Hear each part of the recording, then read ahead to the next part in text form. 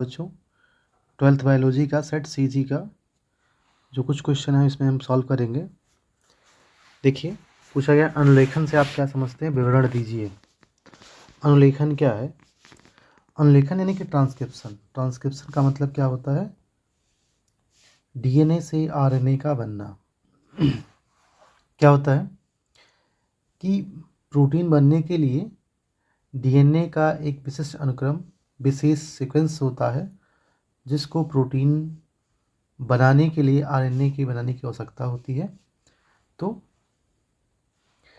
अनुलेखन protein निर्माण करने के लिए डीएनए पर विशिष्ट अनुक्रम पाए जाते हैं। प्रोटीन निर्माण के लिए आरएनए की आवश्यकता होती है, अतः डीएनए टेम्पलेट के रूप में उपयोग करके आरएनए का निर्माण किया जाता है। इस प्रक्रिया को हम अनुलेखन कहते हैं। या हम कह सकते हैं डीएनए से आनुवांशिक सूचनाओं को आरएनए में रूपांतरित करना या रूपांतरण अनुलेखन कहलाता है। इस प्रक्रिया को संपन्न करने के लिए आरएनए जो है आरएनए पॉलीमरेज नाम का एक एंजाइम होता है। इसको हम डीएनए डिपेंडेंट आरएनए पॉलीमरेज ही कहते हैं, जो अनुलेखन के लिए ज़रूरी होता है। सबसे पहले क्या करता है, ये डीएनए के दोनों रज्जु को जो कुंडलित होता है उसे खोलता है, आकुंडलित करता है, जिससे इसका जो डीएनए का एक रज्जु होता है वो टेम्पलेट के रूप में कार्य करता है, और उससे जो टेम्पलेट होता है उससे ही एमआरएनए का निर्माण होता है, और इस एमआरएनए से ही प्रोटीन का निर्माण होता है। डीएनए अनुलेखन के लिए 3 इकाइयाँ होती हैं। सबसे पहले बात, डीएनए जो होता है, डीएनए में अनुलेखन के लिए, ट्रांसक्रिप्शन के लिए 3 इकाइयाँ होती हैं। उन्नायक यानी जिसे हम प्रमोटर कहते हैं।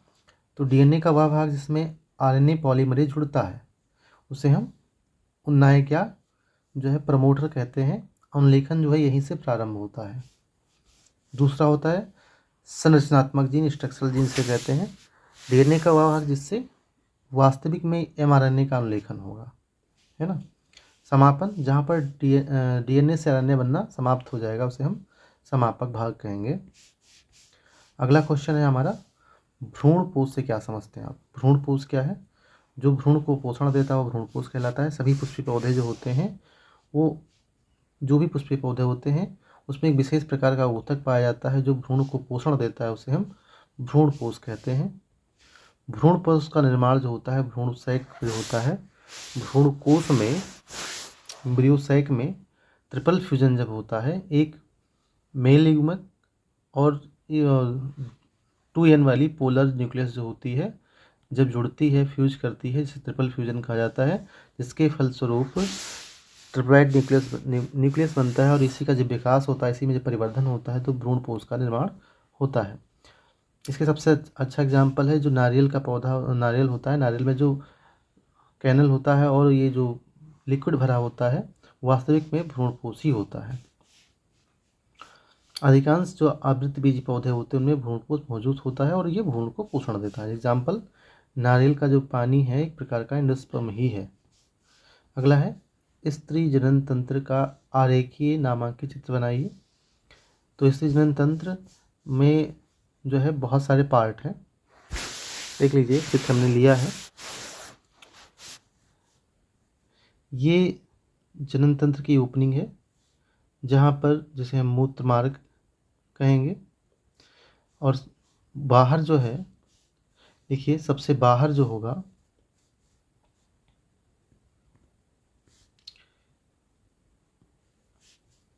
सबसे बाहर labia minora, labia minora, Piyush ग्रंथि, है ना। और ये जो है, ये आपका मेन जनन तंत्र का भाग, ये आपका इसमें अंडाशय, गर्भाशय, अंडवाहिनी इत्यादि आएंगी। तो इसका एक चित्र हमने अलग से लिया है, देख लीजिए। जनन तंत्र का मुख्य भाग जो है, ये आपका पूरा गर्भाशय है, उल्टे नासपाती आकार का,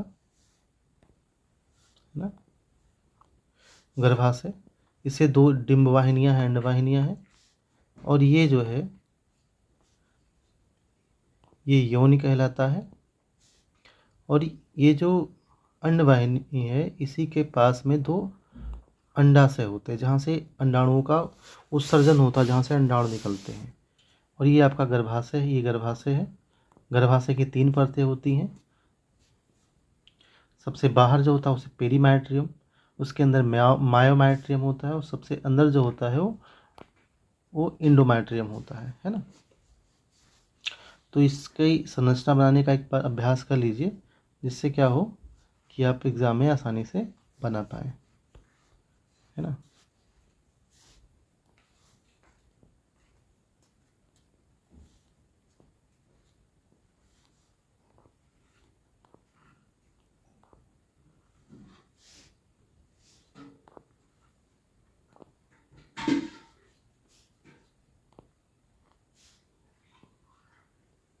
ये जो है आपका अंडाशय है, ये अंडवाहिनी से डिंबवाहिनी भी कहा जाता है, और ये गर्भाशय है ना, और ये ग्रीवा या योनि कहलाता है, और ये योनि द्वार है। अगला क्वेश्चन देखते हैं, लिंग सहलग्न वंशागति को परिभाषित कीजिए। इसमें हेमोफीलिया वर्णांता जो एक्स लिंग सहलग्न रोग है, एक्स लिंग अप्रभावी सहलग्न, एक्स लिंग जो है रिसेसिव है, एक्स लिंग अप्रभावी है, इनको बताना है। लिंग सहलग्न क्या होता है? ऐसे लक्षण जो किसी लिंग क्रोमोसोम से जुड़े होते हैं। जैसे लिंग क्रोमोसोम कौन से होते हैं? एक्स और वाई। तो जो भी लक्षण एक्स और वाई से जुड़े होंगे उन्हें हम एक्स लिंक वंशागत की या एक्स लिंक लक्षण बोला जाएगा। जैसे एग्जाम्पल के लिए देखिएगा, सिकल सेल, ये जो हीमोफीलिया है और वर्णांता। पहले देख लीजिए, लिंग का निर्धारण करने केवल लिंग सहलग्न द्वारा ही होता है, उनके जुड़े लक्षणों से होता है। बाद में कई शोधों के आधार पर पता चला कि लिंग गुणसूत्रों पर कई और भी जीन होते हैं जो विभिन्न भौतिक गुणों को निर्धारित करते हैं, है ना। और इन प्रकार के गुणों का जब इनहेरिटेंस होता है, एक पीढ़ी से दूसरी पीढ़ी में जाते हैं, तो इन्हें हम लिंग लिंग यानी लिंग गुणसूत्र से जुड़े हुए करैक्टर कहते हैं, लक्षण कहते हैं। इसमें हीमोफीलिया जो है एक प्रकार का एक्स लिंग सहलग्न अप्रभावी रोग है। इससे ग्रसित जो व्यक्ति होता है उसके रक्त में जब बहता है, कट लग जाता है, तो थक्का नहीं बनता है, जिससे क्या होता है, लगातार रक्तस्राव होता रहता है और व्यक्ति को मृत्यु जैसी समस्या हो सकती है कि वो मर भी सकता है।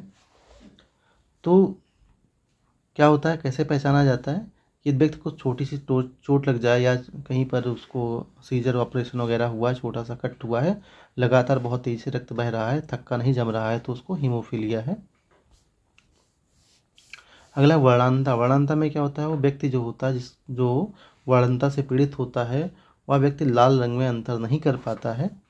ये वर्णांता भी एक प्रकार का एक्स सहलग्न अप्रभावी रोग है। इसमें क्या होता है कि रेटिना में रंग विभेदन की जो कोशिकाएं होती हैं, जो कोन्स होते हैं, उनका निर्माण नहीं होता है।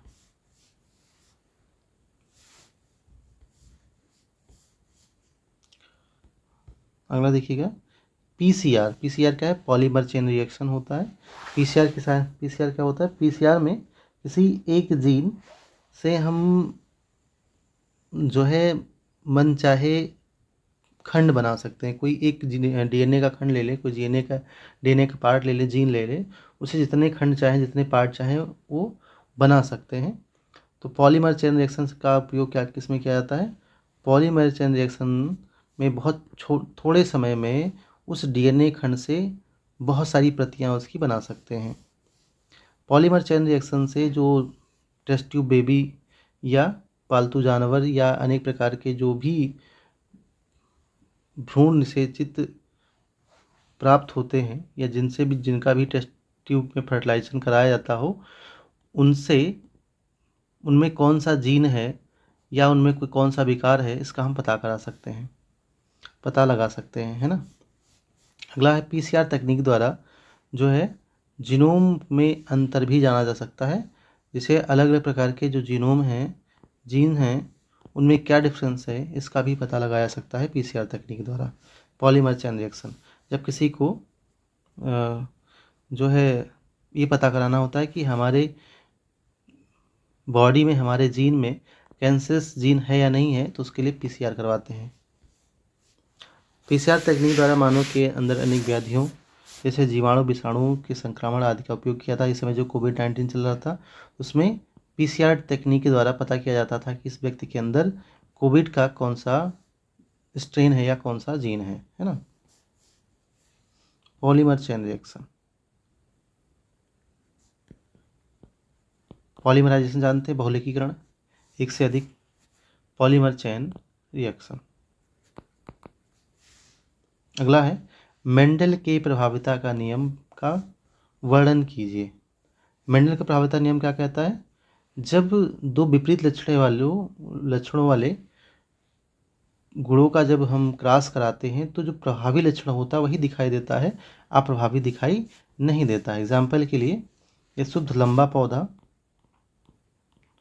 और शुद्ध बौना पौधा या बौना पौधे के बीच में जब क्रॉस कराया गया है ना, तो इनसे जो पादप नया प्राप्त हुआ, जो पेड़ बना वो लंबा ही बना, है ना। लंबा पौधा, शुद्ध लंबा।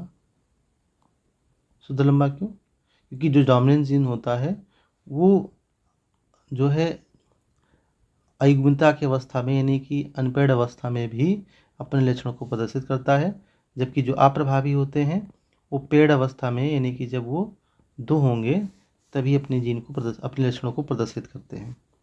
तो ये जो पौधा बनता है वो लंबा बनता है। तो मेंडल ने ही बताया कि जो प्रभावी जीन होते हैं वो अपने लक्षण को अयुग्मित अवस्था में भी प्रदर्शित करते हैं। बहुजीनी वंशागतिकी क्या है? ऐसे लक्षण जो एक से अधिक, दो या दो से अधिक जीनों द्वारा नियंत्रित करते हैं। जैसे मनुष्य का जो स्किन का कलर होता है वो बहुजीनी वंशागतिकी का एग्जाम्पल है। इसमें क्या होता है कि 3 प्रकार के जीन होते हैं, ए, बी और सी, है ना। ये डोमिनेंट है रिसेसिव वाले। अब इनकी कितनी क्वांटिटी जो है उस पर्टिकुलर व्यक्ति के अंदर है, उसी अनुसार से उस व्यक्ति के अंदर मेलेनिन बनता है और उसका कलर होता है। जैसे मान लीजिए किसी भी व्यक्ति के अंदर ये ए बी बी यानी सारे कैपिटल वाले हैं, सारे डोमिनेंट वाले हैं, तो व्यक्ति बिल्कुल ब्लैक होगा, निग्रो होगा, काला होगा। जबकि सभी रिसेसिव वाले हैं तो वो व्यक्ति बिल्कुल गोरा होगा। लेकिन अगर एक डोमिनेंट रिसेसिव दोनों हैं समान मात्रा में, तो जैसे कि भारतीयों का कलर होता है वो वैसा होगा, यानी कि सांवला कलर का होगा, सांवला कलर का होगा। उसका स्किन जो होगा वो सांवला होगा, बिल्कुल है। तो ये डोमिनेंट लक्षण वाले सभी हैं, तो कैसा होगा? बिल्कुल काला होगा, निग्रो होगा, बिल्कुल काला, और बिल्कुल स्वयं जैसे कि अंग्रेज होते हैं, बिल्कुल ऐसा होगा। अगला क्वेश्चन है, अनुवांशिक कोड की प्रमुख विशेषताओं का वर्णन कीजिए। अनुवांशिक कोड जो होते हैं उनकी विशेषताएं क्या होती हैं? पहली बात, उनको त्रिक में लिखा जाता है। जैसे आपने देखा होगा इनको AUG करके लिखते हैं, है ना। तो इनको त्रिक में लिखा जाता है। कुल 61 प्रकार के अमीनो अम्ल के लिए एक कूट है उपस्थित है। कूट जो होते हैं, 3 प्रकार के कूट जो होते हैं वो लेखन नहीं करते हैं। इनको हम स्टॉप कोडान या रोध प्रकट कूट कहते हैं। रोध प्रकट कूट कहते हैं। ये क्या करते हैं? ये किसी भी प्रकार के अमीनो अम्ल का चयन नहीं करते हैं, इसलिए इनको स्टॉप कोडान कहते हैं। एक प्रकूट के लिए केवल एक अमीनो अम्ल लेखन करता है, यानी जो एक अमीनो अम्ल के लिए केवल एक प्रकूट होता है, एक कोडांश होता है। इस लक्षण को हम इसे असंदिग्ध यानी नॉन एम्बिगुअस या विशिष्ट कहते हैं। यानी कि जो कोडांश होते हैं वो स्पेसिफिक होते हैं और नॉन एम्बिगुअस होते हैं। कुछ अमीनो अम्ल जो होते हैं वो एक से अधिक कोड द्वारा चुने जाते हैं, या एक से अधिक कोड द्वारा एक अमीनो अम्ल को चुना जाता है, तो इस लक्षण को हम यानी कि कोडांस के इस लक्षण को हम जो है डीजनरेसी कहते हैं या अपहास्यता कहते हैं। यानी कि जो कूट होते हैं उपहासित होते हैं, डीजनरेटेड होते हैं, अर्थात एक ही प्रकार के अमीनो अम्लों को कई कूट द्वारा भी चुना जाता है। जो प्रकूट होते हैं, कोडांस होते हैं, वो डीएनए में लगातार बढ़ते जाते हैं, बीच में रुके नहीं होते हैं। कूट जो होते हैं लगभग सार्वभौमिक होते हैं, लगभग मतलब सभी जंतुओं में एक ही जैसे होते हैं, उनमें बदलाव नहीं होता है। कुछ अलग होते हैं लेकिन लगभग सब सार्वभौमिक होते हैं, लगभग सार्वभौमिक होते हैं, ध्यान रखिएगा। जैसे कि मनुष्य में हो या जीवाणु में हो, ट्रिपल यू यानी कि यू जो होता है वो फेनिल एनालिन का चयन करता है, और मनुष्य के अलावा किसी भी अन्य जीवों में भी ये फेनिल एनालिन का ही चयन करेगा। कुछ कूट ऐसे होते हैं जैसे कि AUG 2 कार्य करता है, ये मेथिओनिन का चयन भी करता है, और साथ में ये जब अनुलेखन होता है जब अनुवादन होता है तो ये प्रारंभन का भी कार्य करते हैं, यानी कि ये दोहरा कार्य करते हैं। अगला क्वेश्चन आपका, टाइफाइड व निमोनिया के रोगजनक कौन है, इनके लक्षण भी बताइए। तो टाइफाइड साल्मोनेला टाइफी के कारण होता है। इनका लक्षण क्या है? उसको तेज बुखार होगा, लगभग 40 डिग्री सेल्सियस तक बुखार होता है, 104 डिग्री फ़ारेनहाइट तक बुखार होता है। बहुत तेज ठंड लगेगी, सर दर्द होगा, कमजोरी थकान रहेगी, मांसपेशियों में दर्द होगा, पेट दर्द होगा, दस्त और कब्ज आएगा, और दस्त के समय खून भी निकलता है, ब्लड भी आता है, खून भी निकलता है।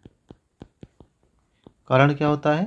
उसकी आंत में साल्मोनेला टाइफी जो होता है उसकी आंत को कुरेद कर खाने लगता है, जिससे क्या होता है, आंतों में अगर ज़्यादा सीवियर केस होगा तो परफोरेशन हो जाता है, छिद्र हो जाता है, जिससे बहुत ज़्यादा ब्लीडिंग होती है और व्यक्ति मर भी सकता है। ये आमतौर दूषित भोजन और दूषित पानी से फैलता है। इसका सबसे पहला कारण जो है वहाँ का आप जानते हैं, जो मैरी मेलून थी, है ना, उन्होंने जो पढ़ने वाले बच्चे थे उनमें फैलाया था। अगला है निमोनिया। निमोनिया क्या है? निमोनिया सामान्यतः वायरस या बैक्टीरिया द्वारा होता है, बैक्टीरिया या वायरस के कारण होता है। इसके लक्षण क्या है?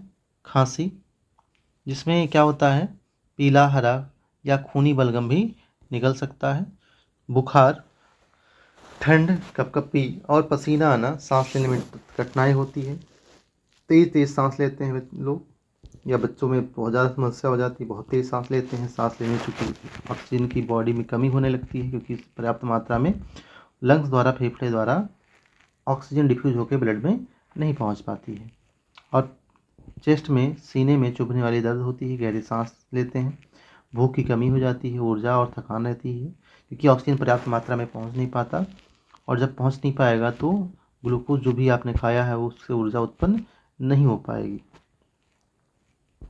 अगला हमारा विस्तृत उत्तरीय प्रश्न बचा है, इसको हम नेक्स्ट वीडियो में कवर करेंगे। वीडियो अच्छा लगे तो लाइक शेयर कमेंट करें, और अगर आपको कोई डाउट रह गया है तो आप हमें कमेंट में ज़रूर पूछ सकते हैं, हम आपका जो है कमेंट का उत्तर ज़रूर देंगे।